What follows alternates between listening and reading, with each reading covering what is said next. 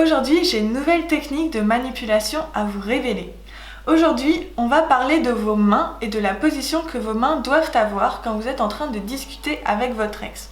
En fait, il faut savoir que vos mains ne doivent pas avoir la même position dépendant de ce que vous êtes en train de dire. Donc si vous êtes simplement en train d'écouter votre ex ou alors si vous êtes en train de parler de manière neutre ou bien si vous êtes en train de dire quelque chose dans le but de convaincre, eh bien vos mains ne doivent pas avoir la même position.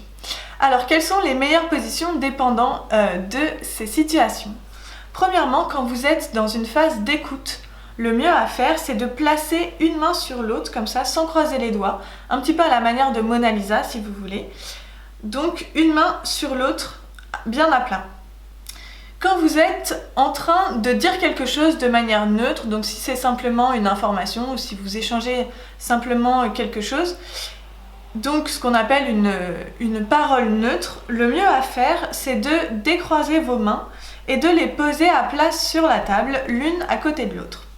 Et maintenant, si vous vous mettez à parler pour dire quelque chose dans le but de convaincre votre ex, si vous êtes en train de prendre une position, eh bien le mieux à faire, c'est de avancer une main très franchement sur la table, voire même les deux mains si vous voulez. Mais vous voyez, vous faites le geste un petit peu de prise de territoire, vous avancez une main ou l'autre. Alors bien sûr, je vous conseille de faire en sorte que ça reste quand même quelque chose de naturel. Ne donnez pas l'air de vouloir jouer un rôle. Vraiment, il faut que ça fasse partie de votre langage corporel. Mais je répète, quand vous êtes en phase d'écoute, gardez vos mains à plat l'une sur l'autre, à la manière de Mona Lisa. Quand vous êtes en train de dire quelque chose de neutre, enlevez votre main du dessus et placez vos mains l'une à côté de l'autre, donc bien à plat sur la table.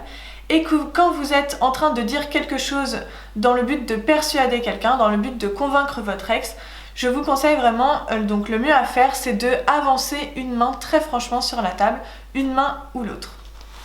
Voilà, maintenant vous savez quoi faire de vos mains quand vous êtes en train de discuter avec votre ex. J'espère que cette technique vous servira parce que c'est vraiment très utile.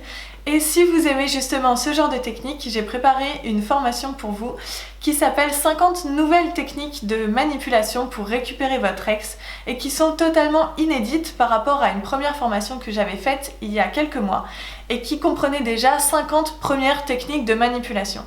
Donc avec celle-là, vous trouverez le lien juste ici, et bien vous aurez 50 nouvelles techniques, donc totalement inédites par rapport à la première.